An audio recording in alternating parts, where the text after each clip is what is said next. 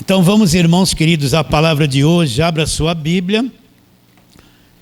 Carta de Paulo aos Colossenses, capítulo de número 1. Nós estamos naquela série de pregações da carta de Paulo aos Colossenses.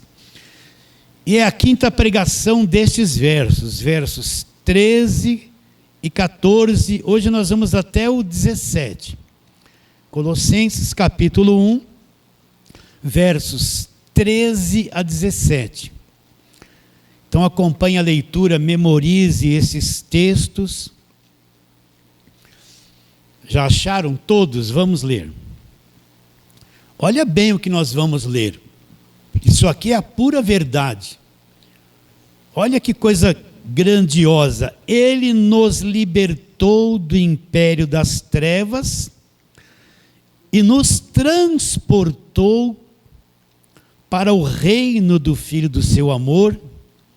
O que eu encontro neste reino? Verso 14, no qual temos a redenção e a remissão dos pecados. Encontro duas coisas, redenção e remissão dos pecados. Hoje é a pergunta, quem é que fez isso? Quem é que fez isso? Quem foi que nos libertou do império das trevas? Olha o que ele diz. Este é a imagem do Deus invisível, o primogênito de toda a criação. Pois nele foram criadas todas as coisas. Em quais níveis? Nos céus e sobre a terra.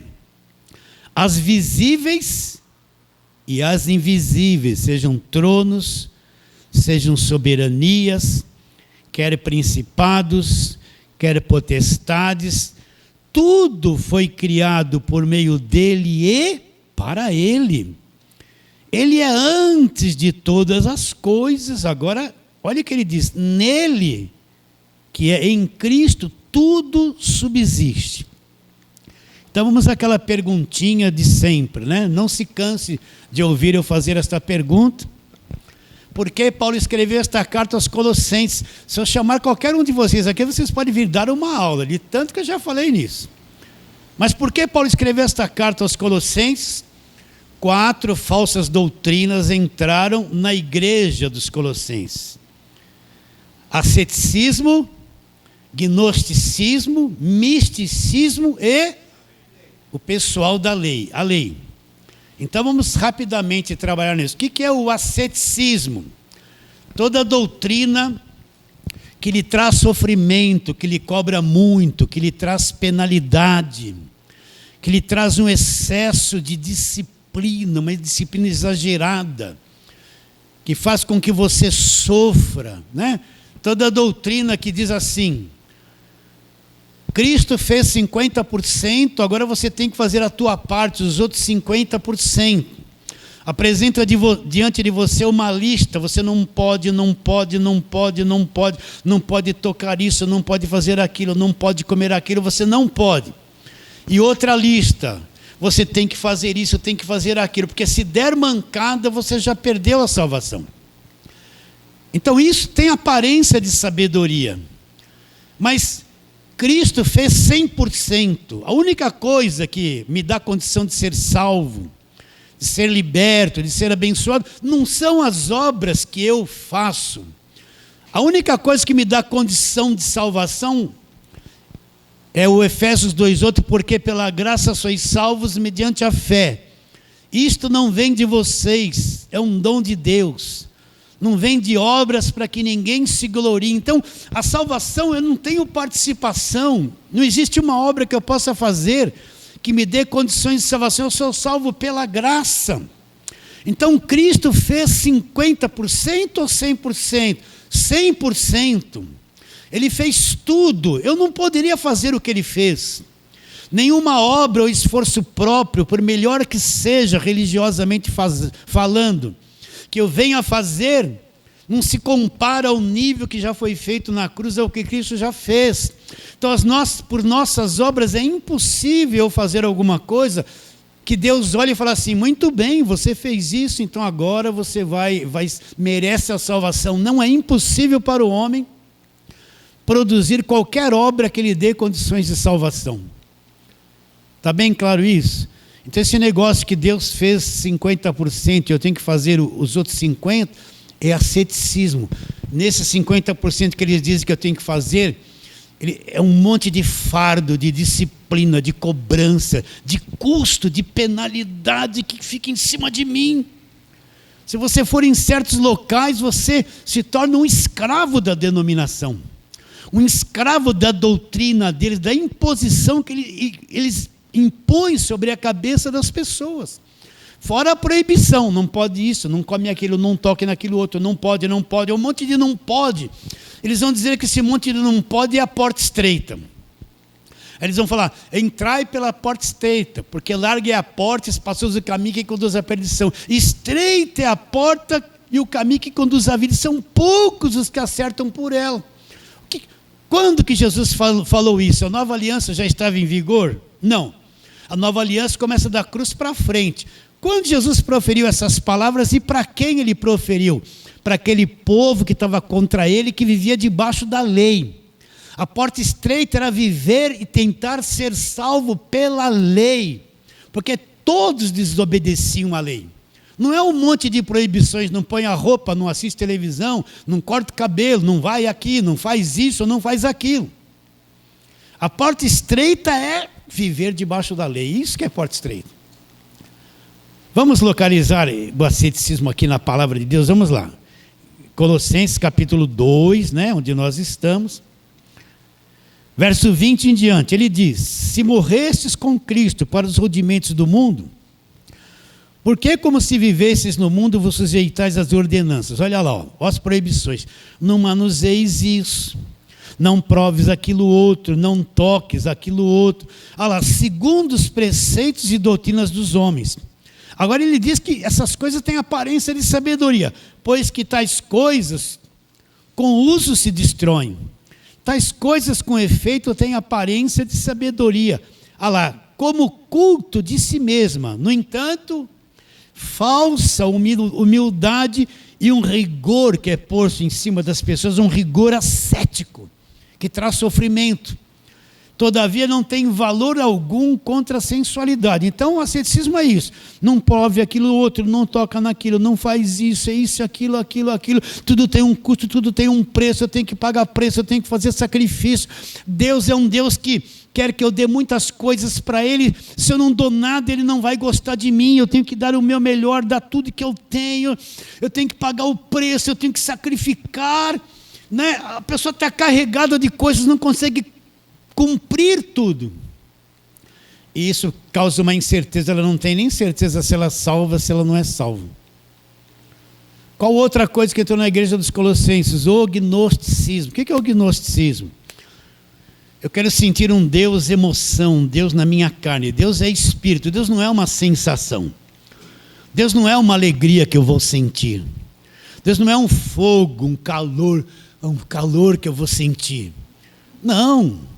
Deus é espírito, mas o gnosticismo, eles querem um Deus emoção, um Deus que pega a pessoa, descontrola, faz ela gritar, tremer, rodar que nem peão, ficar pulando na igreja, gritando, glória,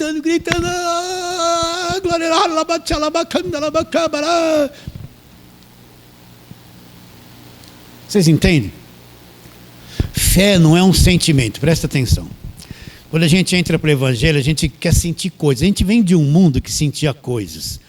A gente traz uma carga emocional enorme de sentir coisas. A nossa vida é o que a gente sente. Quando eu venho para a igreja, eu quero decifrar Deus, eu quero ter contato com Deus, eu quero entender Deus, baseado no que eu sinto. Então você vê as pessoas atrás de uma emoção, atrás de um choro, atrás de uma sensação física e emocional, que elas pensam que Deus é isso. A gente passa muitos anos atrás disso. Muitos anos. Mas Deus não é uma emoção. Fé não é uma emoção. Fé não é o sentir isso, sentir de Deus. Fé é uma convicção que eu tenho da verdade do Evangelho. Primeiro, como é que a fé vem? A fé vem por ouvir. Primeiro vem a informação. A informação é que vai gerar a verdadeira fé. A verdadeira fé não é uma sensação, uma convicção, de um entendimento que eu tive da palavra de Deus. Fé não é uma emoção. Coitado daquele que vive por aquilo que sente, acha que está acreditando. Uma hora ele acorda do jeito e se sente bem, daqui 2 horas ele se sente mal. Até meio-dia foi só alegria. Depois do meio-dia, ai Senhor, tem misericórdia, eu senti uma coisa ruim. Nossas emoções é que nem teclado de um piano, nota alta, nota baixa, nota de um jeito. Cada hora é uma nota. Se eu quiser me comunicar com Deus por sentimento, eu vou afundar, porque Deus não é uma emoção. Então, o gnosticismo, eu quero sentir Deus, eu quero tremer, eu quero ter sapato de fogo, canela de fogo, né? Na Bíblia não existe sapato de fogo e canela de fogo, mas inventaram isso. É um tal de sapato de fogo. Olha a música. Não posso me controlar. Então o cara está assim. O varão do movimento. Chegou um varão que é chamado de movimento, chegou para movimentar. E todo mundo fica assim. Não tem nada a ver com fé. Onde está na Bíblia essas coisas escritas? Não existe. Mas o gnosticismo cria essas coisas. E no meio disso, surge aquelas pessoas que vê tudo. As irmãzinhas com aquele cabelão. Os homens também. Rababababá, Deus manda te dizer, olha a palavra de Deus, você de camisa amarela, você irmã, tem uma grande unção sobre a sua cabeça. E vem os reveladores, aquelas pessoas que passam a ter um montão de visão. E começam a controlar a vida da igreja. Eles falam que é dom de revelação. Se você for procurar Coríntios 12, não tem lá dom de revelação. Tem um monte de dons, menos o de revelação. E começam a dominar a vida das pessoas, através das visões que eles têm. Eu vi isso, Deus me fez entender aquilo. E eles vão controlando a cabeça de um, controlando a cabeça de outro. Se a liderança diz que tem esse dom e começa a revelar, ela vai controlar tudo que se faz na igreja, a vida de todo mundo, porque se Deus revelou para ela, ela é o vaso e vai mandar na vida de todo mundo. Ai daquele que se levanta contra o ungido de Deus, ele vai dizer ou ela vai dizer. Você não pode questionar. Entende isso? E ela vai revelando a coisa da vida de um, de outro, vai manipulando aqui, manipulando ali. Onde está isso aqui na Bíblia? Vamos lá. Colossenses, onde nós estamos estudando. Capítulo 2, verso 18. Ninguém se faça árbitro contra vós outros, pretextando humildade, a lá, culto dos anjos. Eles faziam até culto para anjos. Baseando-se em visões, enfatuado sem motivo algum na sua mente carnal, e não retendo a cabeça, da qual todo o corpo suprido e bem vinculado por suas juntas e ligamentos, cresce o crescimento que procede de Deus. Então o que ele está dizendo? Que ninguém seja um árbitro na tua vida. É que nem um árbitro na partida de futebol. Ele expulsa, ele adverte, ele começa a partida, ele para. Ele é a autoridade máxima. O que ele está dizendo? Ninguém seja alguém que controle a tua vida como um árbitro. Controle você. Baseando-se em quê? Em visões, enfatuado numa mente carnal. Essa nossa mente carnal aqui, ela é capaz de produzir um monte de imagens. Né? Se você está pedindo uma coisa para Deus e você firma a tua mente naquilo, é capaz de você ver coisas aí. Sim ou não? Você está num ambiente onde está todo mundo gritando, dando glória a Deus, levantando mão, tremendo. Você está ali naquele mesmo ritmo, daqui a pouco a tua mente viaja e vai produzir um monte de coisas de acordo com aquela coisa que está acontecendo ali. A mente carnal é uma mente que não entende o evangelho, não foi renovada pela verdade. Ela é uma produtora de ilusões, de males, de sensações, de imagens. Então ninguém pode controlar a tua vida baseado em visão. Deus me revelou, Deus me revelou. Você vai na internet agora, tem um monte de mulherada. Deus manda te dizer hoje, isso vai acontecer na sua vida. Deus vai fazer, Ele me mostra aqui uma grande vitória. E todo mundo atrás, essas pessoas não falam nada do evangelho da graça de Deus. São adivinhos. São adivinhos. Entende o que eu estou dizendo? O que é o gnosticismo? Quero sentir Deus na carne, eu quero ver coisas, não interessa a fonte. Se a visão que a pessoa tem é até contrária à palavra de Deus, não interessa, o que interessa é que ela viu. Está claro? E qual outra coisa que aconteceu aqui, que nós vimos, é o misticismo. Hoje em dia você encontra o que na igreja? Você vai numa igreja, você encontra um pouquinho de macumba, de espiritismo, de catolicismo e um pouquinho de Jesus, né? Entrou na igreja o quê? sal grosso ungido, rosa ungida, água do Rio Jordão, cajadinho de Moisés, aliancinha com Jesus, tudo é orado, tudo é poderoso. Quando eu estava no catolicismo, era a medalhinha da Aparecida, eram as rezinhas da Aparecida, da Salve Rainha Mãe de Deus, eram os crucifixos, era o rosário. Agora na igreja evangélica trouxeram a macumba para dentro da igreja, é sal grosso, é rosa ungida, é bala ungida, é sessão de descarrego. Pega a camisa, a tua vida está ruim, pega a camisa, põe do avesso, dá um nó para levar no altar, o pastor vai desamarrar, vai desatar a tua vida. Água do Rio Jordão, é um pedacinho de tecido de Jesus, é mão do missionário, o missionário desenhou a mão dele num monte de folha, presta atenção, gente. E aí, dá uma oferta, pega uma folhinha dessa, você vai pegar a mão do missionário, pôr aquele desenho na tua cabeça para te abençoar. Vocês estão entendendo? Nunca vi Paulo fazer essas coisas, é campanha disso, campanha daquilo. Nunca vi Paulo nas cartas dele invocar, manifesta demônio, manifesta tranca-rua, manifesta esses nomes de demônios da macumba. Não está escrito isso no Evangelho, mas você vê essa gente praticando. Nunca vi Paulo entrevistando algum demônio. Qual é o teu nome? De onde você vem? Você está na vida de quem? Você já viu? Isso aí eu vi na macumba, quando eu ia com um amigo meu que era pai de santo, ia lá, sentava lá, fumava até um charuto lá com o preto velho lá que eles falavam. Pastor, você já fez isso? Já fumei charuto lá na macumba, gente. Tal. Eu vi isso lá na macumba, nunca vi isso no Evangelho da Graça de Deus. Vocês estão vendo como eu fui terrível no passado? Estou brincando. Fico me revelando falando essas coisas, né? Então você vai num culto hoje, é sessão de descarrego, é sexta-feira forte, é banho de descarrego, é um monte de objeto macumbeiro que trouxeram para dentro da igreja. As pessoas dão uma oferta, pegam isso, acredito que levar para casa vai ter algum efeito. Né? Onde está isso aqui na palavra? Vamos lá, Colossenses, capítulo de número 2, verso 8. Ele diz: cuidado que ninguém vos venha enredar, prender você numa rede como se fosse um peixe. Essa rede é posta na mente das pessoas, está na cabeça delas.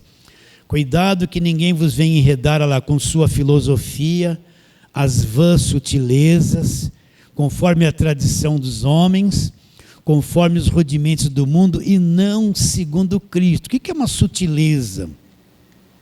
Vou dizer o que eles fazem. O pastor precisa arrecadar um dinheirão naquele mês. Vai fazer uma campanha da prosperidade. Já falei isso, vou falar de novo. Vou mostrar aqui, ó. Não é essa caneta, mas eu vou mostrar. Está aqui, ó. Minha canetinha ungida aqui. Eu já falei na pregação passada, vou falar de novo. Veio um irmão aqui na igreja que foi liberto de tudo isso. Ele me deu uma caneta. Aí ele falou: pastor, vou te dar uma caneta ungida. Eu falei: é ungida mesmo? Dá aqui, obrigado, hein? Você é abençoado. Brinquei com ele. Ele falou: para pegar as canetas, eu dei uma oferta no passado de R$1.000. Tudo que eu assinei não deu nada certo. Aí eu deixei aqui, ó. Enquanto eu cumprimentava as pessoas, algum entre nós ainda que acreditava nisso, veio, passou a mão, levou embora. Sumiu em um segundo. Mas o que é uma sutileza? Ó, sutileza é isso. Você sabe que quem é o orador, ele tem um domínio sobre a cabeça das pessoas. Você sabe disso? Por isso que o verdadeiro pregador, ele tem que pôr na mente das pessoas a verdade. Ele não pode manipular ninguém, induzir ninguém a nada, fazer a cabeça de ninguém. Ele tem que pregar a verdade. Ele sabe que pode levar um monte de gente da igreja a fazer o que ele quer, lendo alguns textos da palavra de Deus e interpretando esses textos de acordo com a vontade dele. Ele sabe. Então o que é uma sutileza? Um pastor lá, ele tem um alvo na igreja, ele precisa arrumar R$10.000 esse mês, vou fazer uma campanha da prosperidade. Aí ele bola lá, olha, como o povo obedece tudo que eu falo. Olha a sutileza. Eu vou falar que eu consagrei um monte de caneta no altar, ou então lá no templo, né? Você sabe qual é o templo que eu falo. E Deus me mostrou que quem pegasse essa caneta, tudo que fosse assinar ia prosperar na vida. Só que para pegar a caneta é uma ofertinha de R$1.000. Olha a sutileza. Ele vai trabalhando. Primeiro ele foi no monte, Deus revelou para ele. Olha o misticismo, o gnosticismo. E Deus falou que tinha que fazer isso, que quem pegasse Deus ia abençoar. Alguns vão pensar e não vão fazer isso, mas uma boa parte vai acreditar, porque ele é o homem de Deus. Ele está no altar, ele é o bispo, ou o apóstolo. Vocês estão entendendo? Então ele precisa arrumar um dinheiro. Então ele vai falar, precisa de 10, 12 pessoas para pegar, fazer essa oferta. Quem tem fé? Eu quero gente valente aqui, que acredita. Gente de fé. Quem vai ser o primeiro? Você já viu isso? Eu já vi. Por isso eu estou falando aqui. E tem gente que vai pegar, vai dar esse dinheiro, ele vai conseguir aquele dinheiro, ele vai acreditar que essa caneta tem alguma coisa de Deus. Mas não tem, é sutileza. É aquele cara esperto com uma segunda intenção. E ele vem com aquela astúcia. Cria umas coisas da Bíblia na cabeça, que não é da Bíblia, é da cabeça dele, é doutrina de homem. E leva uma multidão a obedecer o que eles querem que você faça. Você não viu aí? Esses dias aí na televisão, um apóstolo, ele só precisava de 100 mil pessoas para dar para ele R$153. E o que ela ia ganhar em troca? Uma toalhinha milagrosa dele. E ele, você acha que ele vai conseguir isso? Acredito que vai. Você entendeu? 100 mil pessoas com R$153 e ia pegar uma toalhinha dele, que é a toalhinha milagrosa. Isso aí é o quê? É o misticismo. Na igreja, então, você vai num culto, tem um pouquinho de macumba, espiritismo, a água benta da igreja católica virou a água orada do Rio Jordão, catolicismo, e lá no finalzinho eles vão orar em nome de Jesus, em nome de Jesus, em nome do Senhor Jesus. Está lá. Entrou na igreja. Que outra coisa dos colossenses, né? Já que se cansou de me ouvir falar isso. Que outra coisa, o pessoal da lei, abre lá, do capítulo 2 de Colossenses, verso 16 e 17. Ninguém, pois, vos julgue por causa da comida e bebida e dia de festa, ou lua nova, ou sábados, porque tudo isso tem sido sombra das coisas que haviam de vir. Porém, o corpo é de Cristo. Então, isso aqui eram as coisas da lei. E Paulo está dizendo, ninguém vos julgue você por causa de guardar sábado, ter que fazer festas do judaísmo, comida, bebida, pode, não pode. Tudo isso foi uma sombra, um período que Deus usou tudo isso, e agora não serve mais. Então, uma coisa que eu tenho que entender. Romanos 10, 4. Isso é um divisor de água, gente. O fim da lei é o quê? Cristo. Para quem? Para quem? Para a justiça daquele que acredita que a lei acabou. Então você tem que, se você quiser entender o Evangelho da Graça de Deus, tem que entender com clareza isso. A velha aliança, até onde vigorou a velha aliança? Até a cruz. Antes da cruz, Jesus está participando da última ceia, e quando ele pega o cálice, ele falou o quê? Da última Páscoa, ele falou o quê? Este cálice é o Novo Testamento, vai começar o Novo Testamento no meu sangue. Jesus já está prestes a ir para a cruz. Então ele está dizendo que aquele cálice é o cálice, o sangue do Novo Testamento. Vai começar o Novo Testamento. Então até aquele momento que ele está falando aquilo, o Novo Testamento, você lê Mateus, Marcos, Lucas e João, está lá, Novo Testamento na sua Bíblia. Mas aquilo ali não é ainda o Evangelho, a nova aliança não começou. Porque Jesus não morreu na cruz, não se consumou todas as coisas, o sangue não foi derramado, não se instituiu a nova aliança no sangue de Jesus. Então, a velha aliança vigorou até a cruz. Quando Cristo morre, o véu do templo se rasgou de alto a baixo, acabou a velha aliança. Deus saiu daquele lugar chamado tabernáculo ou Santos dos Santos, e agora Deus tem acesso a todas as pessoas que acreditam. Acabaram-se os sacrifícios, acabou a lei, toda aquela religião do Velho Testamento, o judaísmo acabou na cruz. Na velha aliança tem muita coisa bonita, tem. Deus fez milagres, fez. Mas aquilo é história do povo judeu. Com quem Deus fez a aliança, da velha aliança? Fez com os judeus. Aquela arquinha da aliança, aquilo era uma arca da velha aliança, para nós não serve para nada. Então toda aquela mentalidade judaica acabou na cruz. todo aquele ritual, as festas, os sacrifícios, os votos, os jejuns, tudo aquilo, o sacerdote levítico, o templo, tudo aquilo acabou na cruz. O Velho Testamento acabou na cruz. Pastor, mas não é toda a Bíblia. O senhor está excluindo. Está excluindo a Bíblia, excluindo o Velho Testamento, então a Bíblia está pela metade. Não, ninguém está excluindo nada. Toda a Bíblia é a palavra de Deus? Sim. Toda ela é inspirada por Deus? Sim. Mas eu tenho que entender na Bíblia aquilo que acabou e aquilo que começou, aquilo que teve o seu fim e aquilo que se iniciou. Então a velha aliança acabou na cruz, a velha aliança vem de Deus, tudo aquilo é coisa de Deus. Mas ela se cumpriu na cruz, Cristo foi o último sacrifício da lei. E se cumpriu e aquilo acabou, foi removido. Deus não se utiliza mais daquelas coisas, porque Deus agora estabeleceu uma nova aliança no sangue de Jesus. Começou o evangelho da graça de Deus. A nova aliança é o evangelho da graça de Deus. Então elabora em grande erro pegar a igreja, levar a igreja para a velha aliança e ficar levando a igreja a fazer festas às primícias, festas judaicas, pegar aquele monte de símbolo de Israel, a arquinha da aliança, trazer para a igreja, ficar tocando chofar, tudo aquilo é coisa da lei, aquela mentalidade judaica acabou na cruz. Por que Paulo foi perseguido e os irmãos dele, os judeus, queriam matá-lo o tempo todo? Porque ele dizia que toda aquela religião deles acabou. Os sacrifícios acabaram, não precisava mais circuncidar.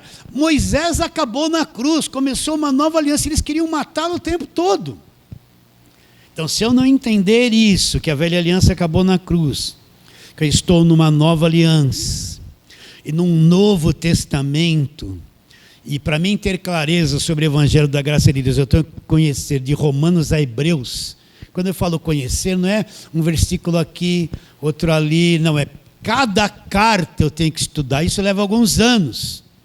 Para mim ter uma formação do evangelho, eu preciso me aplicar, estudar cada carta, trabalhar em cada coisinha, ter entendimento, eu vou ter uma visão ampla do que é evangelho.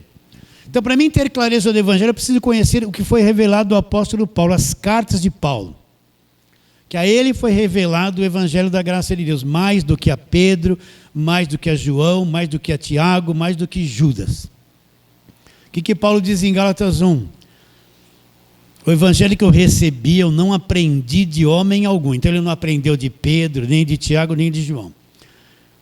Não aprendi de homem algum, mas foi por revelação de Jesus Cristo. Foi uma revelação direta de Jesus Cristo.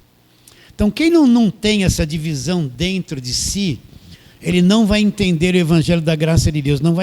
Ele fala que crê na cruz, vai ter uma dificuldade enorme para entender o que foi feito na cruz. Por isso que lei e graça são coisas opostas entre si. E o evangelho da graça de Deus é da cruz para frente. Então, Paulo está explicando que eles estavam deixando a lei entrar lá também, tendo problemas doutrinais por causa disso. Então Paulo vai escrever essa carta para trazê-los à sobriedade e mostrar o engano que eles estão cometendo. E o que aconteceu com eles? Eles perderam a obra da cruz de vista, eles perderam a pessoa de Jesus Cristo de vista. Quando a igreja está infestada de doutrinas do Velho Testamento, a obra da cruz é uma coisa fraca. O que Cristo fez na cruz parece muito fraco. Eu preciso de muita campanha, preciso de reagir, preciso de muita gritaria, preciso de coisas agressivas para conquistar, preciso vencer o diabo. Na graça o diabo foi vencido por Jesus na cruz, eu não tenho que vencer, ele já venceu. Na lei eu estou lutando, guerreando, batalhando, ungindo, amarrando, o tempo todo. Quem está na velha aliança, na doutrina da velha aliança, não entende a obra consumada e perde a grandeza da obra da cruz. Falar as coisas da cruz parece muito fraquinha, não tem nenhuma coisa empolgante, não tem coisa agressiva que me chacoalhe, não tem gritaria, não tem campanha, subir no monte, ficar lá orando, não tem essas coisas. Está claro isso? Então, chegamos no capítulo 1, verso 13 em diante, já estamos há bastante tempo nisso. Vamos lá. onde Paulo fala, vou ler de novo, verso 13, nos libertou do império das trevas. Ele já fez isso. Você já é um liberto do império das trevas ou não é? Já é. Você está lutando contra o diabo? Não, o diabo já foi liquidado na cruz. Eu estou no evangelho da graça. Foi transportado, nos libertou do império das trevas e nos transportou, estou em Cristo, no reino do seu amor. O que eu encontro no reino? A redenção, fim de todo cativeiro. Eu já encontro, eu já estou, já fui liberto e transportado. Então a redenção é o fim de toda escravidão. E que mais eu encontro?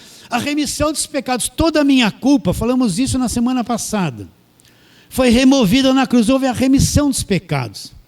Agora, quem foi que me libertou? Quem foi que me transportou? Quem foi que me redimiu? E quem foi que realizou a remissão dos pecados? Foi algum homem? Não. Então eu quero fazer essa pergunta para você, você tem que entender. Algum homem tem poder para fazer isso que nós acabamos de fazer? Não. Então, olha, você vê muita prática dentro da igreja, o homem gritando para libertar as pessoas, o homem impondo as mãos, carne impondo a mão sobre carne para libertar a carne daquilo que ele mesmo é escravo. Então você vê um monte de coisa, olha na testa para libertar as pessoas, campanha de libertação, unção disso, unção daquilo, e um homem gritando, geralmente o líder, ele é o bom, ele é o libertador, ele é o bom, ele é o especial, ele tem uma unção que os demais não têm, são tudo fraquinho, ele manda. E eles acreditam que a mão desse cara na cabeça deles vai mudar a vida deles. Carne libertando carne. Então você tem que entender, nenhum homem tem poder de libertar ninguém. Por gritaria, por oração alta, por imposição de mãos, por beber água, por passar óleo na testa. Nenhum homem liberta ninguém. O que Jesus Cristo disse a respeito de libertação? Quando você conhecer a verdade, conhecimento, conhecer, quando conhecer a verdade, esse conhecimento da verdade vai te libertar. A verdadeira libertação vem por conhecimento da verdade, conhecimento igual libertação. Então quem me libertou do império das trevas? Quem me transportou? Quem me redimiu e quem fez a expiação dos meus pecados? Foi Jesus Cristo. Alguém poderoso, alguém grandioso, alguém criador de todas as coisas. Não foi homem, não foi uma igreja, uma campanha que eu fiz. Quem me libertou foi Ele, Jesus Cristo. Está bem claro? Sim ou não? Por isso que a libertação dele não é falha, não é uma coisa que se derrete, ela não vem como um produto no mercado, com prazo de validade. Uma vez que Ele me libertou, eu sou liberto para sempre. Uma vez que Ele me salvou, eu sou salvo para sempre. Não tem volta aquilo de onde Ele me tirou. Não tem volta. Você é liberto? É redimido, então não tem volta, para sempre. Isso é o poder do evangelho. Agora, quem fez isso não foi uma doutrina, não foi o homem que fez isso, quem fez isso foi Deus. Está bem claro? É Deus que faz isso, é uma libertação eterna, uma redenção eterna. Agora eu preciso ter clareza sobre Jesus Cristo. Às vezes a pessoa fala, eu creio em Jesus Cristo, não tem nem noção de quem Ele é direito. Então vamos trabalhar um pouquinho aqui. Vamos lá para João, capítulo de número 1, Mateus, Marcos, Lucas, João, capítulo de número 1.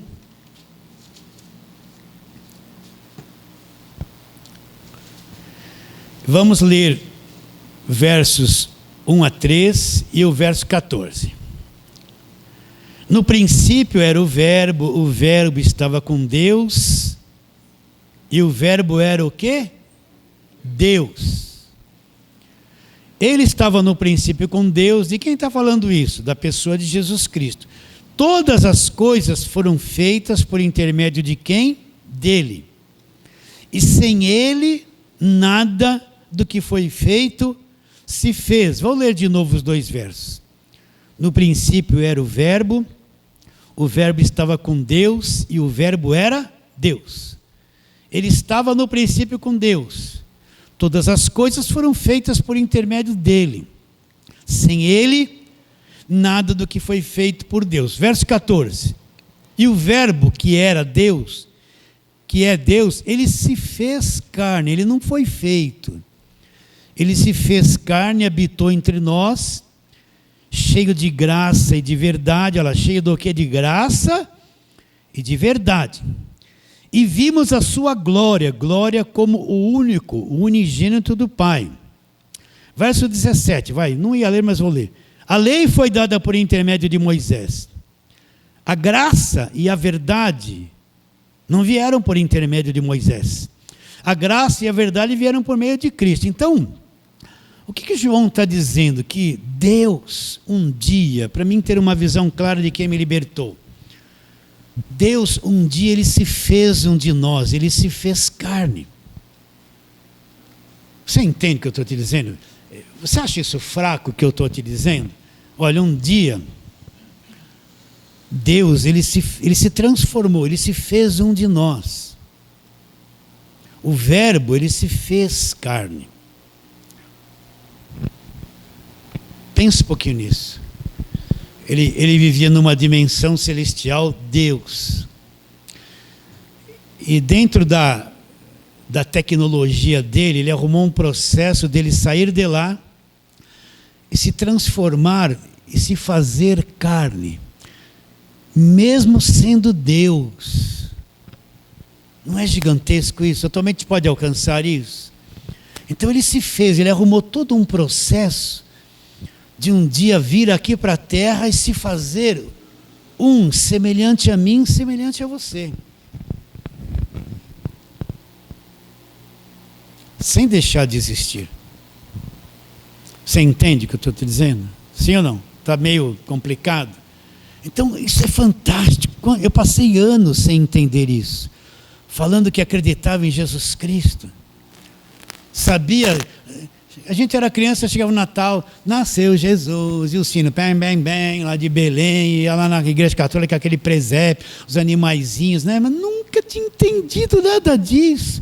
Mesmo sendo crente, nunca tinha entendido nada disso.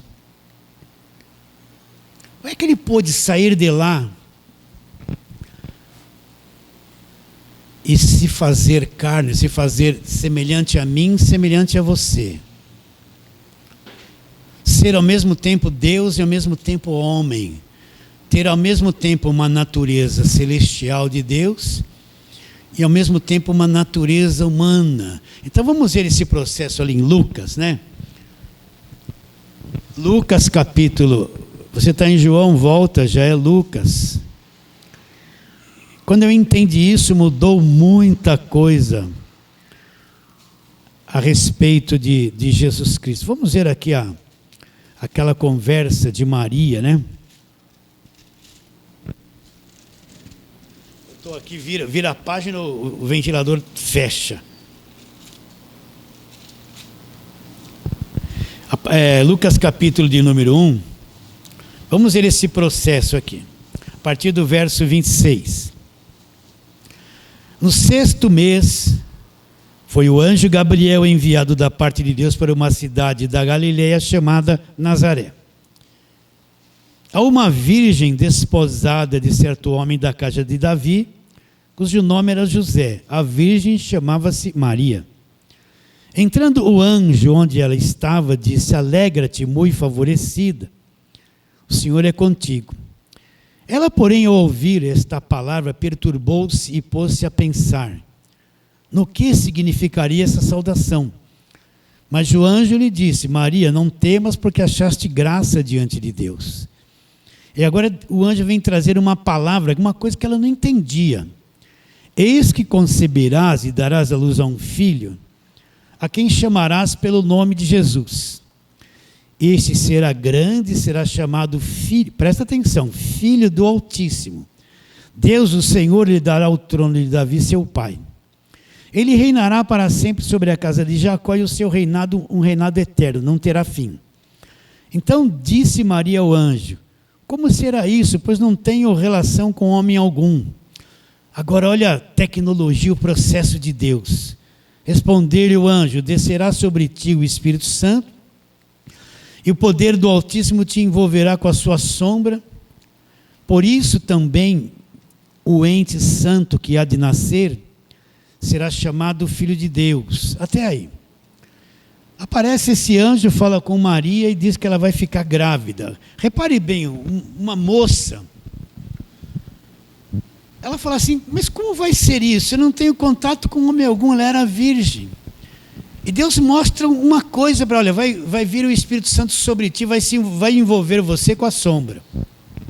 Agora, esse ente santo, isso que vai nascer em você, ele será chamado Filho de Deus, porque ele é de Deus. Então, olha o mecanismo. Para você fazer parte desse mundo, você tem que nascer como nasce cada um de nós nesse mundo. Não é?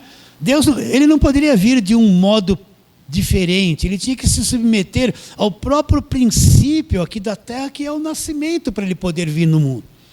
Então ele vai se submeter a nascer como um de nós, para ser em tudo semelhante a nós. Então o Espírito Santo vem sobre aquela jovem, traz uma semente de Deus, não é? Você entende quando eu falo isso ou não? A semente do homem fecunda a mulher e gera uma criança. Agora vem uma semente de Deus e vai fecundar uma humana, uma terráqueo. A semente do homem vai passar para a criança todas as suas características. Mas a semente de Deus vai nascer um super-homem aqui na terra. Entende? E vai fecundar aquela moça, Maria. E vai nascer um extraterrestre. Alguém que vai ser Deus e homem ao mesmo tempo. Então Deus, ele vem pelo mesmo princípio de nascimento, e nasce como um de nós. E quando Cristo nasce, ele é um ser especial, é um super-homem e Deus ao mesmo tempo. Nasce Deus em forma de homem. Só pela fé que a gente entende isso. Então Deus se humanizou, nasceu alguém semelhante a mim, semelhante a você, em forma de homem, porém é Deus ao mesmo tempo. É esse que veio nos libertar. Agora, eu já falei isso umas 5.000 vezes aqui, vou falar 5.001. Você tem que entender que o pai dele era um pai sobrenatural, mas ele tinha uma mãe terrena, mas não tinha um pai físico. Se ele nascesse por meio de um homem pecador, ele nasceria contaminado como todos nós nascemos, pecadores. Ele não poderia ser o cordeiro perfeito e nem fazer o sacrifício verdadeiro, a obra da cruz. Ele seria manchado. Assim como no Velho Testamento Deus requeria animais perfeitos para serem aceitos, ele é um homem perfeito, sem pecado. Então ele nasceu sem pecado. A carne dele não tinha essas tendências como a sua tem, como a minha tem. Ele nasceu com uma carne perfeita. Ele não nasceu morto espiritualmente. Nasceu vivo. Está bem claro? Ele é portador da natureza terrena e de uma natureza humana, mas sem pecado. Ele é homem Deus e Deus homem. O sangue dele é um sangue puríssimo. Não é um sangue de genética humana, é um sangue preparado por Deus. Deus passou a ter sangue na pessoa de Jesus Cristo. Então está aí o verdadeiro extraterrestre, né? Um super-homem, alguém sobrenatural que nasceu sem pecado, que não seria vencido por nenhuma tentação da carne, que não seria vencido por diabo, que não se corromperia, seria perfeito, e toda a corrupção que há no mundo, quando chegasse nele, ia cair, porque é impossível um ser como ele ser corrompido como qualquer um de nós. Maravilhoso. Então por isso que ele andava sobre as águas, por isso que ele curava instantaneamente as pessoas, por isso que ele falava com o vento. Quando ele falava com o vento e com a tempestade, eles reconheciam que ele era Deus e que haviam sido feitos por ele, e ele dominava toda a atmosfera, dominava tudo.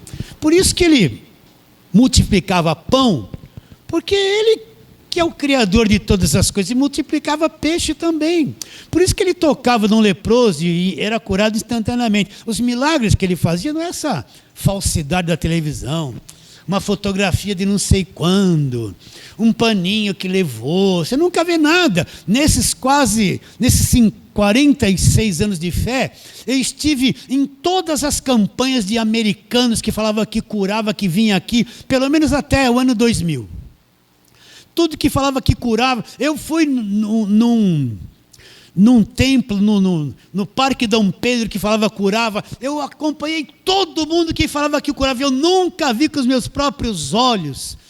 Eu vi um monte de gente de cadeira de roda, gente cega, gente com braço. Nunca vi pessoalmente esticar nada. Eu nunca vi nesses 46 anos. E fui atrás de todos que falavam que era milagre. No fim só falava assim: Deus te abençoe, vai ser. Mas nunca era na hora.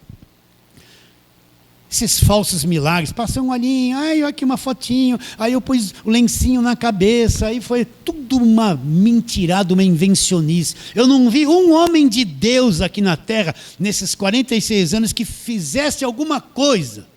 Aí estava com uma dorzinha na ponta do dedo, passou. Aí entrei aqui com uma dorzinha aqui, sumiu. Testemunha, senão o diabo vai anular o milagre. Essa baboseira sem sentido que existe por aí. Agora, Jesus era tudo instantâneo. Quando ele falava com a água parava na hora. Falava com o vento parava na hora. Entende? Multiplicava o pão, era tudo instantaneamente. Entende? Quando o demônio vinha, o endemoniado gadareno veio, se ajoelhou e adorou. Os demônios adoraram. Por quê? Reconheciam quem ele era. Não adoraram? Os demônios vieram, aquele endemoniado gadareno, que temos contigo, Jesus de Nazaré, vieste antes do tempo para nos atormentar. Mande que nos conceda que vamos para os porcos. E veio e adorava Jesus. Um homem, Deus homem, um super-homem. Não leve a mal que eu falo assim, né? Não tinha o S não, mas era o super-homem. Deus em forma de homem. Dominava os mares, andava sobre as águas. Meu Deus do céu. Esses dias eu estive na praia, estava sentado lá numa cadeira, falei assim, como é que pode? Imagine eu vendo lá Jesus andando sobre as águas, o mar fazendo assim, ó. E ele vindo, ele não sabe qual onde desce, ele vem pairando assim, ó. Numa reta só. Meu Deus, como é que pode isso? Né? E o Jesus dormindo lá, e a tempestade, Pedro, Tiago e João se matando. Jesus acorda, nós vamos afundar. Ele acorda tão calmo. Homem bully, né? De pequena fé, né? Pouca fé, né? Aí ordena tudo e tudo para. Que coisa! Você enxerga ele comigo um pouquinho, né? E ele dizia assim: quem vê a mim, vê o Pai. Eu e o Pai somos um. E os judeus dali vão matar esse cara. Está se fazendo Deus. E os miseráveis, que os judeus, os pessoal dali chamam tudo pecadores, conseguiam ver isso que ele fazia. Ele lá no meio do deserto, 5.000 homens e tal, está lá um garoto lá com 3, não sei se foi 5 pães e 2 peixes. Manda todo mundo assentar. Senhor, manda eles comprar comida por aí, já estão desfalecendo, manda todo mundo assentar. O que vocês? Eu só tenho um menino aí com 5 pães e 2 peixes. Manda todo mundo assentar. Aí dividiram, tiveram aquele trabalhão todo. Começa a distribuir, aí começou a tirar, tirava um peixe e nascia outro. Tirava um peixe e aparecia outro. E já parecia morto, parecia vivo. E tirava um pedaço de pão e crescia. Tirava, meu Deus! Ele alimentou 5.000 homens sem contar as mulheres e as crianças. Ele veio em forma de homem. Mulher do fluxo de sangue. Não adianta fazer campanha na igreja, toca nas vestes de Jesus. Não vai acontecer nada, você vai ser enganado. Aquela mulher, 12 anos com uma hemorragia, creu nele e falou: se eu tocar nele vai acontecer milagre. Foi lá, tocou instantaneamente, foi curada de 12 anos de hemorragia. Por quê? Ele falou: de mim saiu o poder, saía poder dele. Perfeito, o homem Deus homem perfeito, sem corrupção. Ele que nos libertou do império das trevas. Não é um homenzinho qualquer, cheio de parafernália, de paletó e gravata, gritando, amarrando, pulando. Não, esses não libertam ninguém. Foi Ele que nos libertou do império das trevas. Libertou, vai libertar. Já libertou, já aconteceu, está consumado. Vocês viram Jesus? Por isso que ele dizia, quem vê a mim, vê o Pai. Então, quando você lê Mateus, Marcos, Lucas e João, tem uma visão de quem ele era. Né? Quer ver? Vamos ler um texto ali em Mateus 17. Vamos lá, Mateus 17. Já li isso 1000 vezes, vamos ler 1001. Verso 1 e 2. Olha lá, Mateus 17, versos 1 e 2. 6 dias depois, tomou Jesus consigo Pedro e os irmãos Tiago e João e os levou, em particular, a um alto monte. E foi transfigurado diante deles. E o seu rosto resplandecia como o sol, e as suas vestes tornaram-se brancas como a neve. O que é esse negócio? Transfigurar. É mudar de forma. Jesus levou esses 3 discípulos lá, e lá no monte, o rosto dele começou a brilhar como o sol, ou mais que o sol. Acabei de ler aqui, e o seu rosto resplandecia como o sol. Imagine eles lá, Pedro, Tiago e João, de repente Jesus começa a brilhar, e o rosto dele é transfigurado, muda de forma, e o corpo dele muda de forma. De repente mostra que ser resplandecente estava habitando ali naquele corpo. De repente aquele Deus que estava ali interiormente, em espírito, deixou transpassar um pouquinho daquilo que era de dentro para fora. E começou a brilhar como o sol o rosto dele. Imagine olhando para você, o seu rosto começa a brilhar como o sol. Minha vista não consegue nem olhar. Tente olhar para o sol direto, né? Não fica tudo...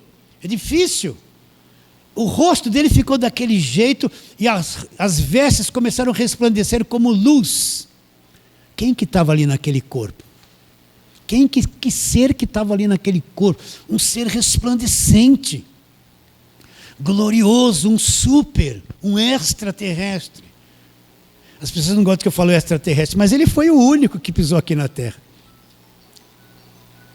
Vocês entendem ou não? Estão cansados, é? Está sendo cansativo? Só mais um pouquinho, mais uns 5 minutinhos. Então vamos lá. Agora, só para terminar, vamos lá, Filipenses capítulo de número 2. Filipenses, vamos lá para frente. Filipenses capítulo de número 2. A partir do verso 5.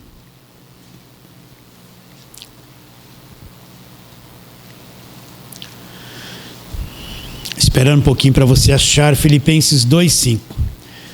Tende em vós o mesmo sentimento que houve também em Cristo Jesus. Pois ele, olha lá, subsistindo em forma de Deus, não julgou com usurpação ser igual a Deus. Agora, olha aqui o processo. Antes a si mesmo se esvaziou, assumindo a forma de servo, tornando-se em semelhança de homens e reconhecido em figura humana. A si mesmo se humilhou, tornando-se obediente até a morte e morte de cruz. Pelo que também Deus o exaltou sobremaneira e lhe deu o nome que está acima de todo nome, para que ao nome de Jesus se dobre todo o joelho nos céus, na terra e debaixo da terra, e toda língua confesse o quê? Que Jesus Cristo é o Senhor, para a glória de Deus. Então, esse texto fala que ele se esvaziou, ele deixou lá, ele se esvaziou, não se sentiu ofendido por isso, assumiu a forma de homem e foi reconhecido em figura humana. Mas ele foi exaltado e Deus lhe deu o nome que está acima de todo o nome, para que diante do nome de Jesus se dobre todo o joelho aonde? Nos céus, na terra e debaixo da terra, e toda língua confesse o quê? Jesus Cristo é o Senhor. Então, quem foi que me libertou do império das trevas? Quem foi que me transportou para o seu reino? Quem foi que me redimiu?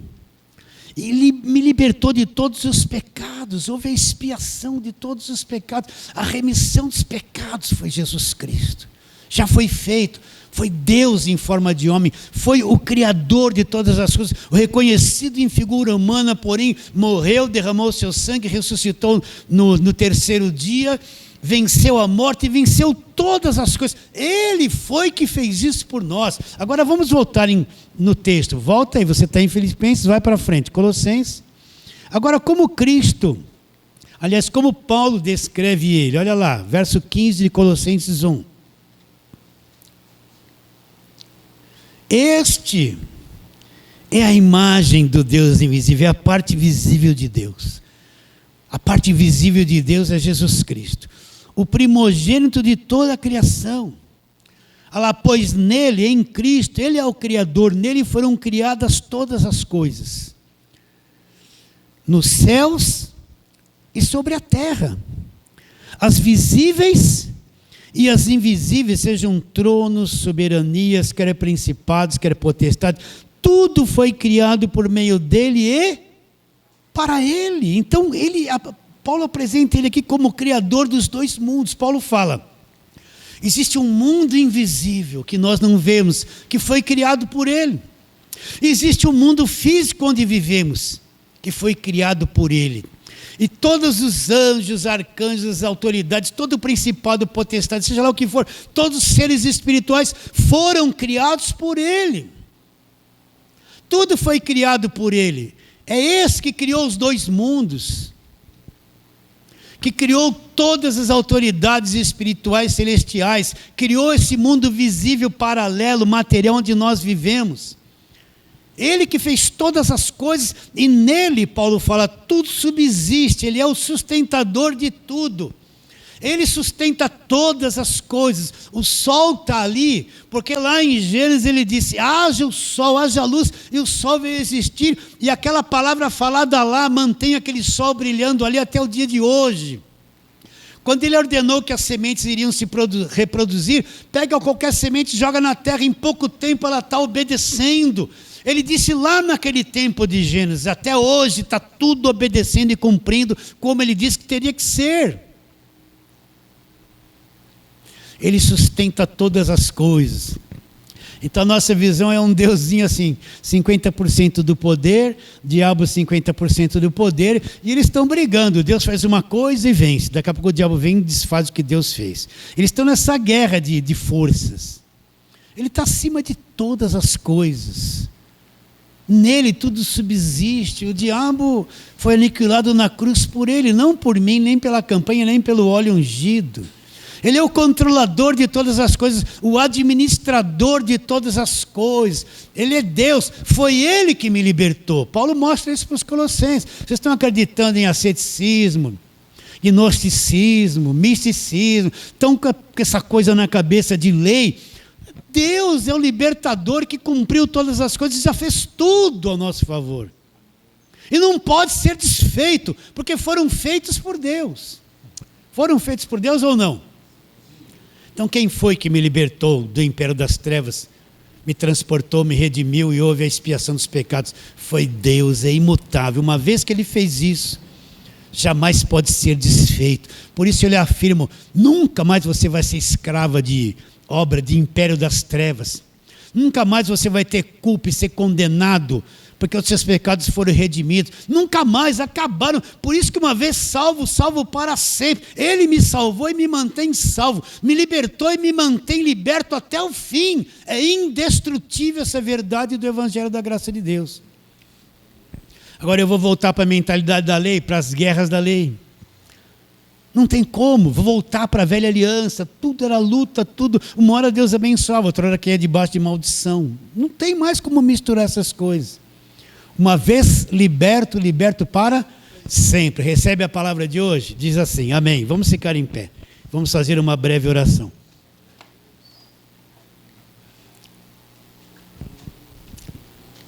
Senhor, nós te adoramos profundamente, com o coração cheio de agradecimento, Senhor.